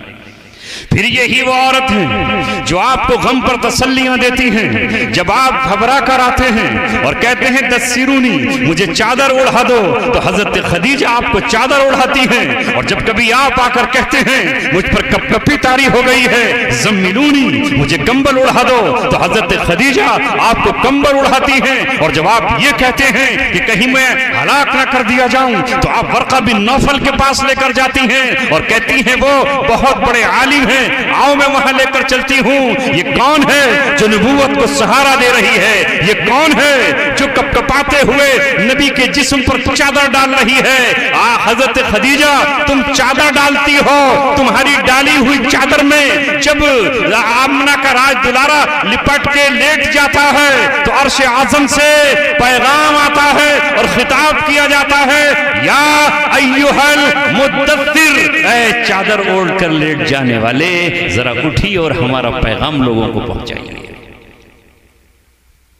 میں نے ایک اور مقام پر کہا تھا کہ یہ نبی اکرم صلی اللہ علیہ وسلم کی ذات ہے کہ اللہ نے پورے قرآن میں آپ کا نام لے کر نہیں پکارا۔ یہ معمولی بات ہے۔ حضرت موسیٰ کو خطاب ہوا، یا موسیٰ، یا ابراہیم، یا داؤد، یا زکریا، یا عیسیٰ ابن مریم، انبیاء کو خطاب ہو رہا ہے ان کے ناموں سے، مگر پورے قرآن میں مجھے کوئی سورت تم نہیں بتا سکتے جس میں اللہ نے یا محمد یا احمد کہا ہو، یا کہیں چادر اوڑھ کر لیٹے تو یا ایھا المدثر کہہ کر آپ کا نام ہی مدثر رکھ دیا، اور کیا ہوئے کمبل اوڑھ کر لیٹے تو آپ کا نام ہی مزمل رکھ دیا۔ کبھی یا ایھا الرسول کہا، کبھی یا ایھا النبی کہا، کبھی طٰہٰ کہا، کبھی یاسین کہا، آپ کے نام ہی اللہ تبارک و تعالی رکھتا چلا گیا۔ یہ ہے آپ کا مقام۔ اور جب ایک مرتبہ دیہاتیوں نے آ کر، چونکہ دیہاتیوں کے پاس شعور کم ہوتا ہے، آپ کو آپ کے نام سے پکارا تو اللہ تبارک و تعالی نے ڈانٹ پلائی اور کہا یہ احمق ہیں جو رسول پاک صلی اللہ علیہ وسلم کو نام لے کر پکار رہے ہیں۔ اور ایک مرتبہ جب صحابہ میں آپ کی مجلس میں زور سے آوازیں اٹھ گئیں تو اللہ نے فرمایا لا ترفعوا اصواتکم فوق صوت النبی، نبی کی آواز کے سامنے تمہاری آواز بلند نہ ہو جائے۔ میں ان کا کیا کیا مقام آپ کے سامنے ذکر کروں، بس مجھے آخری بات آپ سے عرض کرنا ہے، اتنا اونچا ان کا مقام ہے۔ بہت سی آیتیں پڑھ ڈالی میں نے، مگر پوری تشریح کسی کی نہیں کر پایا۔ جگہ جگہ اللہ نے کہا، اور میں نے آپ کو بتایا کہ جس ابو جہل نے کہا تھا کہ میرے بعد میرا بیٹا پرچم اٹھائے گا، ولید بن مغیرہ سمجھتا تھا کہ میرے بعد میری اولادیں میرا جھنڈا اٹھائیں گی اور محمد رسول اللہ کا مقابلہ کریں گی۔ اللہ تبارک و تعالی نے دکھایا کہ ولید بن مغیرہ کا بیٹا صلح حدیبیہ کے بعد خالد بن ولید مدینے منورہ گھوڑے پر زین کس کر پہنچے اور ابو العاص کا بیٹا عمرو ابن العاص وہاں پر پہنچے اور جا کر اس نے ایمان قبول کر لیا، رسول اللہ کے غلاموں میں اپنا نام لکھوا لیا، اور فتح مکہ کے بعد اکرمہ ابو جہل کا بیٹا بھی آپ کا شہدائی بن گیا، ابو سفیان جو آپ کے مقابلے پر تھے انہوں نے ایمان قبول کیا، ہندہ نے اسلام قبول کیا، امیر معاویہ ابو سفیان کے بیٹے رضی اللہ تعالیٰ نے اسلام قبول کیا، جنہیں اپنے بیٹوں پر ناز تھا، جنہیں اپنی اولادوں پر ناز تھا، جو آپ کے بیٹے کی وفات پر یہ کہہ رہے تھے کہ محمد کی نسل نہیں چلنے والی۔ اللہ نے کہا ہے میرے محبوب میں تجھے اتنے روحانی بیٹے عطا فرماؤں گا کہ صبح قیامت تک وہ حقیقی بیٹوں سے بڑھ کر ہوں گے، ایک کے بعد دوسرا اور دوسرے کے بعد تیسرا تیرا پرچم اٹھاتا چلا جائے گا، کوئی تیرے منہ سے نکلنے والے الفاظ حدیث کو جمع کرے گا وہ امام بخاری کہلائے گا، تیری حدیث کو جمع کرنے والا امام مسلم بن جائے گا، کوئی تیرے اوپر اترنے والے قرآن کی قرات کرے گا امام ابو حفص بن جائے گا، اور کوئی قرآن کی تفسیر لکھے گا تو امام رازی بن جائے گا، اور کوئی تیرے قرآن تیرے لوگوں کی اصلاح کے لیے وَيُزَكِّيهِمْ كَمِصْدَاق بنے گا، تو یہ جنید بغدادی اور شبلی اور شیخ عبدالقادر جیلانی اور شہاب الدین سہروردی بن جائے گا۔ یہ روحانی بیٹے ہر دور میں پیدا ہوتے رہیں گے، یہ تو ہی روحانی آپ کی اولادوں کی بات، اور جہاں تک صلبی اولاد کی بات ہے تو میں تیری بیٹی فاطمہ کی اولادوں کو قبول فرماؤں گا جو تیری سب سے پیاری بیٹی ہے۔ ہاں حضرت علی کی اولاد کو قبول کیا جائے گا، حضرت حسن کو قبول فرمایا جائے گا، حضرت حسین کو قبول فرمایا جائے گا۔ دشمن نکلے میدان کربلا میں، آج رسول اللہ کے نواسوں کا نام و نام مٹا دیا جائے اور پورے خاندان کو تہہ تہ کر دیا جائے، گھوڑوں کی سم سے رون دیا جائے اور ان کو تلواروں سے ٹکڑے کر دیا جائے، مگر اللہ تبارک و تعالیٰ نے کہا اے میرے محبوب مٹانے والے خود مٹ جائیں گے، ان کی اولادیں مٹ جائیں گی، ان کے ناموں سے لوگ نفرت کرنے لگیں گے اور تمہارے نواسوں کے نام لوگ رکھنے لگیں گے، کوئی حسن رکھے گا، کوئی حسین رکھے گا، کوئی جعفر رکھے گا، کوئی باقر رکھے گا، کوئی قاسم رکھے گا، اور اس طرح سے یہ نام رکھتے چلے جائیں گے۔ ہم تمہاری نسلوں کو زندہ رکھیں گے، لہذا امام زین العابدین زندہ رہے، حضرت حسین کا ایک بیٹا، اور اسی کو اللہ نے اتنی برکت عطا فرمائی کہ دنیا کے ہر خطے میں حسن رضی اللہ ان کی بھی اولادیں ہیں اور حضرت حسین کی بھی اولادیں ہیں۔ مٹ گئیں؟ یہ سادات ہر جگہ نظر آئیں گے اور بڑی اعلیٰ شان کے ساتھ نظر آئیں گے، کہیں باطل کے خلاف اٹھتے نظر آئیں گے اور کہیں حق کا پیغام سناتے نظر آئیں گے، کہیں کتابیں لکھتے نظر آئیں گے، یہاں تک کہ آخری دور آئے گا جب یہ امت بلک رہی ہوگی، یہ امت سسک رہی ہوگی، یہ امت تڑپ رہی ہوگی، اس کے جسموں سے خون بہ رہا ہوگا، کوئی اس کو متحد نہیں کر رہا ہوگا، کوئی اسے دیوبندیت کے نام پر الگ کر رہا ہوگا، کوئی بریلویت کے نام پر اس کے ٹکڑے کر رہا ہوگا، کوئی شیعت کے نام پر اس کا تیا پانچا کر رہا ہوگا، اور کوئی سلفی بن کر کے اس امت کو الگ ایک جماعت میں کھڑا کر رہا ہوگا، یہ پوری امت بکھری ہوئی ہوگی اور سارے کے سارے بعد دوسرے لوگ ایک مقام پر کھڑے ہوں گے۔ اس وقت تیری نسل سے، تیرے پاکیزہ خون سے، فاطمہ کا خون بن کر، حضرت علی کا نور بن کر، حضرت حسن اور حضرت حسین کی پہچان بن کر میں بھیجوں گا کس کو؟ جس کو سب مان لیں گے، ان کا نام محمد ہوگا، ان کے باپ کا نام تمہارے باپ کے نام پر عبداللہ ہوگا، ان کی ماں کا نام تمہاری ماں کے نام پر آمینہ ہوگا، دنیا ان کو امام مہدی کے نام سے پکارے گی جو اس پوری امت کے امیر ہیں۔ قیامت تک وہ باقی رہے گا، مٹانے والے مٹا نہ پائیں گے، دبانے والے دبا نہ پائیں گے، اور امام مہدی آ کر پھر اس امت کی نصرت بن جائیں گے. اور جب ان کے مقابلے پر دجال آئے گا اور وہ سوچے گا کہ میں امام مہدی کے لشکر کو روک دوں اور امام مہدی کے بڑھتے ہوئے فاتحانہ قدم کی زنجیر بن جاؤں، تو اللہ تبارک و تعالی پھر ان کی نصرت کے لیے، ان کی تائید کے لیے اور دجال کے خاتمے کے لیے، جو کہ ابلیس اب چھڑبڑا جائے گا، ابلیس اب بلک جائے گا، ابلیس اب تڑپ اٹھے گا. اب ابلیس کہے گا میرے پاس ایک ہی ترکش میں تیر بچا ہے، میں اسے نکال لاتا ہوں. وہ اس کے پاس ایک تیر ہوگا، آخری تیر، اس کا نام ہے مسیح دجال.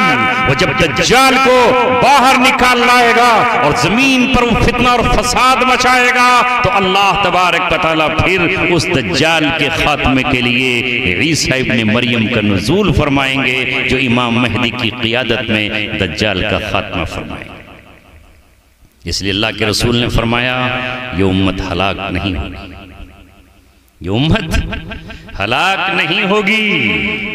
جس طرح رسول اللہ کی اولادوں کو کوئی ختم نہیں کر پایا، اس امت کو بھی کوئی ہلاک نہیں کر پائے گا.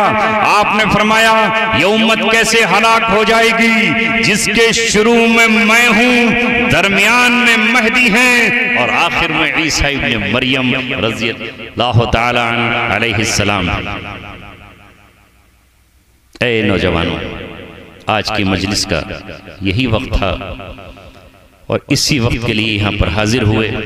میں ان سب نوجوانوں کو مبارکبادی پیش کرتا ہوں جنہوں نے آج کی بزم سجائی. ان بہنوں کو جو یہاں پر بیٹھی ہوئی ہیں، ان کے کہنے کے لیے بھی میرے پاس بہت کچھ تھا لیکن کہہ نہیں پایا.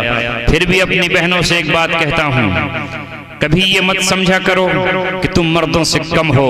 اللہ نے تمہارا درجہ کم رکھا ہے. آج ضرورت ہے تمہارے متقی ہونے کی، تمہارے دیندار ہونے کی. تم نیک اور دیندار ہو جاؤ. تو قرآن کریم نے ایک عورت کا، ایک لڑکی کا اور ایک عورت ذات کا تذکرہ کیا ہے. وہ کون ہے لڑکی؟ وہ عمران کی بیٹی ہے. وہ کون ہے؟ عمران کی بیٹی حضرت مریم رضی اللہ تعالی عنہا ہیں. اللہ تعالیٰ فرماتا ہے والتی احسنت فرجہا فنفخنا فیہا من روحنا، کہ جب اس نے اپنی آبرو کی حفاظت کی، اپنی شرمگاہ کی حفاظت کی اور اپنے کو پاکیزہ بنا لیا، تو اللہ تبارک و تعالیٰ نے کہا ہم نے اپنا کلمہ کن اس کے پاس بھیجا.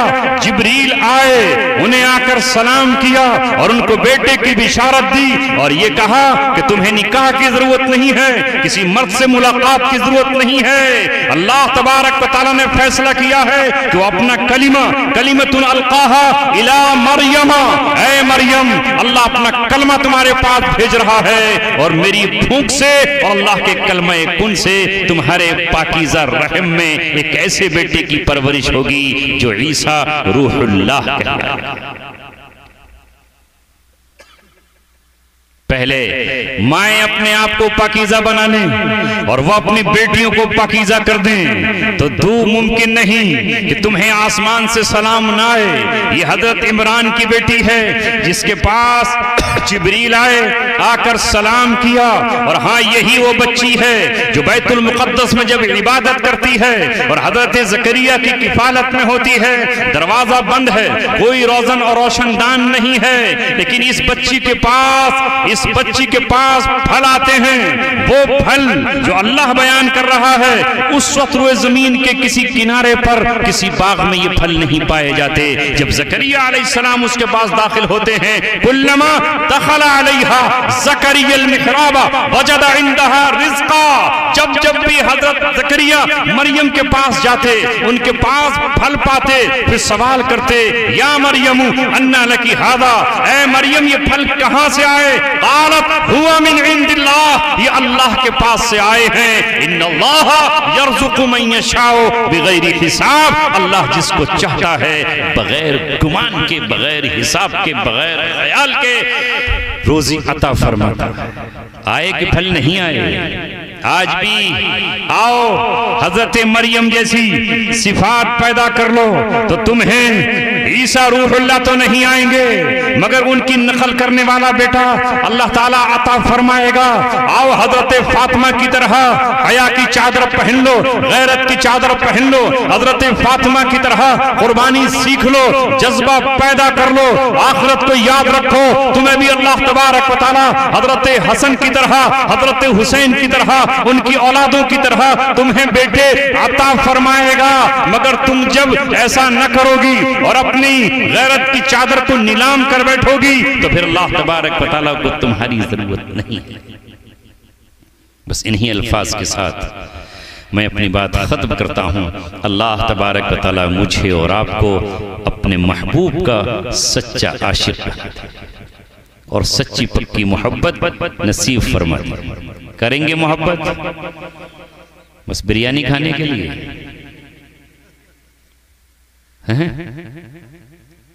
یا نماز بھی پڑھیں گے؟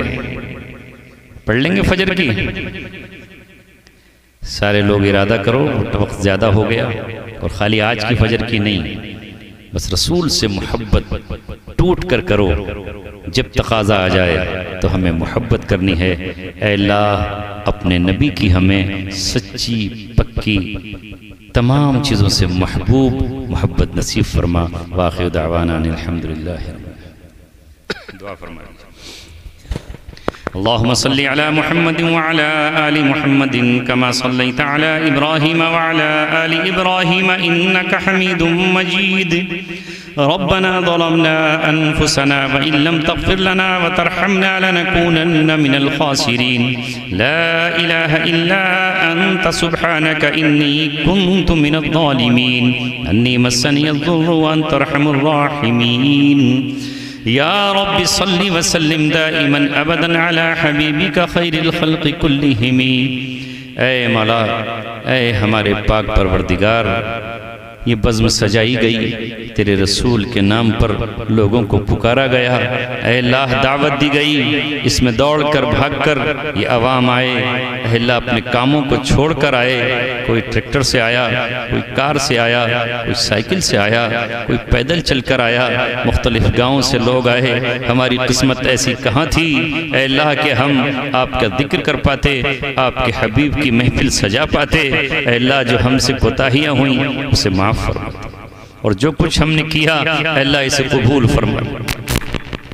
اعمال کا ذخیرہ تو بہت نہیں ہے، بہت ساری نمازیں ہمارے پاس نہیں ہیں، اے اللہ صدقہ و خیرات تو ہمارے دامن میں بہت زیادہ نہیں ہے، لیکن ہاں تیرے حبیب کی محبت دل میں ہے، تیرے محبوب کا پیار ہماری رگوں میں ہے، اے اللہ تجھ سے محبت ہمارے دماغ میں ہے، تبھی تو مولا کریم ہم نے اپنے بچوں کو پیدا ہوتے ہی تیرا نام لینا سکھایا، کبھی ان کی زبان پر رحمان سکھایا اور کبھی انہیں رحیم کہنا سکھایا، سب سے پہلا لفظ ہم نے اللہ کہنا سکھایا۔ اے مولا آج بھی ہماری بیٹیاں سروں پر دوپٹے اس لیے ڈالے ہوئے ہیں کہ وہ تیرے قرآن کے پیغام کو سنتی ہیں، ہماری بیویاں اذان کی اذان سنتے ہی اپنے سر پہ دوپٹہ اگر ڈالتی ہیں تو تیری عظمت کا اعتراف کرتی ہیں۔ اے اللہ ہماری ماں نے اگر کل چکی پیستے وقت اذان کی اذان سنی تو چکی کی پارٹ کو وہیں روک دیا۔ اے مولا کریم یہ تیری محبت نہیں تو پھر کس کی محبت ہے؟ اے اللہ یہ تجھ سے الفت نہیں تو کس سے الفت ہے؟ اے مولا صبح کے وقت میں میٹھی نیند کو چھوڑ کر مسجدوں کی طرف اگر ہم دوڑتے ہیں تو تیری ہی محبت تو ہمیں لے کر جاتی ہے۔ اے اللہ ہمیں آپ سے جو محبت ہے اس محبت کا صلہ نصیب فرما دیجیے، اس محبت کا صلہ نصیب فرما دیجئے۔ اے اللہ اس دنیا میں بھی ہمیں کامیابی عطا فرما، آخرت میں بھی کامیابی عطا فرما۔ اے مولا آپ ہی کی وجہ سے سارے زمانے کو ہم نے دشمن بنا لیا، سارا جہاں ہم سے باغی ہو گیا، اے اللہ کہ ذرہ ذرہ ہم سے روٹ گیا ہے، اور ہر ایک مولا کریم ہمارے لہو کا پیاسا نظر آتا ہے، ہر ایک ہماری تباہی و بربادی پر تلا ہوا ہے۔ بس ہمیں ایک ہی دعوت ہے، رب سے رشتہ چھوڑو، رب کی مسجدوں سے ناتا توڑو، بیت المقدس کو مقدس کہہ کے نہ پکارو، اے مولا خانہ کعبہ کو اپنا قبلہ مت بناؤ، یہ ہم سے مطالبہ ہے، مگر ہم نے بھی قسمیں کھائی ہیں۔ اللہ یہ جان، یہ روح، یہ جسم سب کچھ تیرے نام پر قربان کرنے ہم تیار ہیں، تو اللہ ہمارے جذبوں کو قبول فرما۔ ہم بے یار و مددگار ہیں، مدد فرما دے، ہم بے سہارا ہیں، سہارا دے دے، اے اللہ ہم بے سہارا ہیں، سہارا دے دے، اے اللہ آج ہمارے بچے بھوکے ہیں، ان کو کھانا کھلا دیجئے، اللہ چاروں طرف سے ان پر پہرے ہیں، اے اللہ ہر طرف سے ان سے غذاؤں کو روک دیا گیا ہے، بھوک سے بلک رہے ہیں، پیاس سے تڑپ رہے ہیں، زخموں سے خون بہ رہا ہے، اللہ رگیں کٹی ہوئی ہیں، لیکن پھر بھی مولا زباں پر تیرا ہی نام ہے، تجھ ہی سے فریاد ہے، تجھ ہی سے دعا ہے، تیری جنت پہ یقین ہے، تیرے قرآن پہ وعدہ ہے، اللہ تو نے بھی کل اہل ایمان کی نصرت کی ہے، آج پھر نصرت فرما دے، اے اللہ تو نے کل بھی مدد کی ہے، آج بھی مدد فرما دے، اے رب کریم پوری امت کی جو زخمی ہیں دل، ان زخمی دلوں کی صدائیں سن لے، ان زخمی دلوں کی فریاد سن لے، اللہ یہ دل تجھے پکار رہے ہیں، کبھی روتے ہیں، کبھی بلکتے ہیں، کبھی تڑپتے ہیں، کبھی سسکتے ہیں، اے اللہ کبھی دعا کرتے ہیں، کبھی ایڑیاں رگڑتے ہیں، اے اللہ کبھی دانت بھیجتے ہیں اور کبھی گھوٹ کپ کپاتے ہیں، اے مولا ہماری ہر کیفیت کو قبول فرما۔ اے اللہ جو بھی مسجد ہے وہ تیری ہے، تیرے نام پر ہے، تو ان کا مالک ہے، اے اللہ جس طرح تو خانہ کعبہ کا مالک ہے، مسجد اقصی کا بھی تو مالک ہے، اے مولا تو اپنے گھر کی حفاظت کرنے پر پوری قدرت رکھتا ہے، تو طاقت رکھتا ہے، تو نے کل ابراہہ کے لشکر سے اے اللہ اپنے گھر کو بچایا اور ابابیلوں کو اس پہ مسلط فرما دیا، لیکن اے اللہ تو امتحان لیتا ہے، تو ہمارے دلوں کا امتحان لے رہا ہے، اے اللہ تو ہمارے جذبوں کا امتحان لے رہا ہے، تو ہماری زبانوں کا امتحان لے رہا ہے، اے اللہ ہمیں امتحان میں ناکام نہ فرما دینا، اے اللہ ہمیں امتحان میں کامیابی عطا فرما۔ اے اللہ اب تو یہ امت بہت رسوا ہو چکی، بہت زیادہ پٹ چکی، اے اللہ یہ ابھرنے کے قابل نہیں ہے، اسے اس کے منافقین نے بیچ ڈالا، اے اللہ اسے جھوٹے رہنماؤں نے لوگوں کے ہاتھوں فروخت کر ڈالا، اے اللہ یہ بھموڑی جا رہی ہے، اے اللہ یہ بیچی جا رہی ہے، اس کے سروں کے سودے کیے جاتے ہیں، یہ اتنی بھولی ہے یہ اپنے قاتلوں کو نہیں پہچانتی، یہ اتنی سیدھی ہے کہ یہ اپنے دشمنوں کو نہیں جانتی، اے مولا کریم اس امت کے حال پر رحم فرماتے ہیں، اے اللہ یہ بھولی امت جو میرے سامنے بیٹھی ہے میں اسی کا تجھ کو واسطہ دیتا ہوں، اے مولا کریم اسی کے دم سے مسجدیں قائم ہیں، اسی کے دم سے مدرسے قائم ہیں، اسی کے دم سے خانقاہیں چل رہی ہیں، اسی کے دم سے ہمارا گھر چلتا ہے، اسی کے دم سے ہمارے گھروں میں چراغ جلتے ہیں، اسی کے دم سے ہمارے چولہے روشن ہوتے ہیں، اے مولا انہی کے دیے ہوئے تھے ہم کپڑے پہنتے ہیں، انہی کے دیے ہوئے قلم ہیں جن سے ہم لکھتے ہیں، اے اللہ ہی اپنے کو گناہگار سمجھتے ہیں اور ہمیں دیندار سمجھتے ہیں، حالانکہ مولا ہم ان سے زیادہ خطاکار ہیں، ہم ان سے زیادہ روسیاں ہیں، ہم ان سے زیادہ گناہوں کرنے والے اور مجرم ہیں، لیکن اے مولا اس بھولی امت کے ہاتھ تیرے سامنے پھیلے ہیں، میرے بچوں کے ہاتھ تیرے سامنے پھیلے ہیں، ان معصوم نوجوانوں کے ہاتھ تیرے سامنے پھیلے ہیں، اے اللہ اہل فلسطین کی مدد فرما، اہل فلسطین کی مدد فرما، دنیا میں کوئی ان کی مدد کو نہیں جائے گا سوائے تیرے، اے مولا کریم تو ان کی مدد فرما دے، تیرے بندے ہیں تو مدد فرمائے گا تو مدد ہو جائے گی، ورنہ مولا کریم دنیا کی جکڑیں بندھن ایسے ہیں کہ کوئی مدد کو نہیں جائے گا، اے رب کریم پتھروں کے اندر کیڑوں کو کھلانے والے، بڑے بڑی بالوں کے اندر چند کیڑوں کو کھلانے والے، اے اندھے سانپ کے لیے ایک پرندے کو متعین کر دینے والے کہ سانپ اندھا ہو گیا شکار نہیں کر سکتا، اے پرندے تو جا کے اسے غذا دے دے، اے مولا یہ تو تیرے ہیں، تجھے تیرا کلمہ پڑھنے والے ہیں، تجھے سجدہ کرنے والے ہیں، تیری اقصی سے پیار کرنے والے ہیں، جہاں سے تیرے حبیب کا سفر شروع ہوا، اے اللہ اسی سے محبت کرتے ہیں، یہ محبت بھی تو نے دی ہے، تو پھر اے اللہ زخموں پہ تیرے سوا کوئی مرہم نہیں رکھے گا، اے اللہ طاقت تسلی تیرے سوا کوئی نہیں دے گا، صبر کو انڈیل دیجئے، رحمتیں اپنی برسا دیجئے اور برکتیں اپنی نازل فرما دیجئے، اے مولا کریم ہم سب کی خطاؤں کو معاف فرما، بہت سے لوگوں نے دعاؤں کے لیے کہا ہے، اے اللہ ان کی دعا کو قبول فرما۔ ہمارے ایک دوست ہیں، ان کے بھائی نوشاد بیمار ہیں، ان کو صحت عطا فرما۔ ان کے عزیز عبدالستار صاحب بیمار ہیں، ان کو صحت عطا فرما۔ اے اللہ اس غم کے موقع پر بھی جبکہ پوری دنیا سوگوار ہے، اے اللہ انسانیت چیخ اٹھی ہے، جس کے دل میں بھی درد ہے وہ کراہ اٹھا ہے۔ اے مولا کریم، ہر انصاف پسند اور ہر عقل مند نے مظلوموں کی حمایت میں اے اللہ کچھ نہ کچھ بولا یا لکھا ہے۔ ایسے موقع پر بھی اگر کوئی ناچ رہا ہے، کوئی ڈانس کر رہا ہے اور کوئی خوشیاں منا رہا ہے، اور اے اللہ کو اس وقت بھی کوئی مذاق اڑا رہا ہے، تو اے اللہ اپنا ان پہ غضب بھیج دیجئے۔ اے اللہ ان کی ٹانگوں کو توڑ دیجئے، ان گانے والوں کی آوازوں کو ختم کر دیجئے، ان کے گلوں کو اے اللہ سکھا دیجئے۔ اے مولا کریم، عبرت کا کوڑا ان پر برسا دیجئے، عبرت کا کوڑا ان پر برسا دیجئے۔ ان کے گھروں میں ماتم اور صفے ماتم بچھا دیجئے، ان کی اولادوں کو ان سے چھین لیجئے، ان کی تھرکتی ٹانگوں کو توڑ دیجئے، ان کے پیروں میں جو گھنگرو بندے ہیں پیروں کے سمیت اے مولا کریم ان کو جلا دیجئے۔ اے مولا کریم، دل دکھا ہوا ہے، اس دکھے دل سے تجھے پکار رہے ہیں، اے مولا ہماری ہر ضرورت پوری فرما۔ اس مجمع میں کوئی بیمار ہو اس کو صحت عطا فرما، کوئی قرضوں میں گھرا ہو اس کے قرضوں کی ادائیگی کی شکلیں غیب سے پیدا فرما۔ اے اللہ کسی کے کاندھے پر بیٹیوں یا بیٹے کی نکاح کا بوجھ ہو اور وہ اس کی ادائیگی چاہتا ہو، غیب سے رشتے بھیج کر مدد فرما۔ اے مولا اس بھولی امت کو قبول فرما، اپنے حبیب کی اس پیاری امت کی ایک ایک ادا قبول فرما، ایک ایک عمل قبول فرما، ایک ایک پیسہ جو خرچ کیا ہے تیری راہ میں اسے قبول فرما۔ آج کی بزم کو قبول فرما، اس میں کوئی خطا ہوئی ہو، کوئی بے اعتدالی ہوئی ہو، کوئی تیرا حکم ٹوٹا ہو، اے اللہ تو اس کو اپنے فضل و رحم سے معاف فرما۔ سبحان ربک رب العزت عما یصفون والسلام علی المرسلین والحمد للہ رب العالمین۔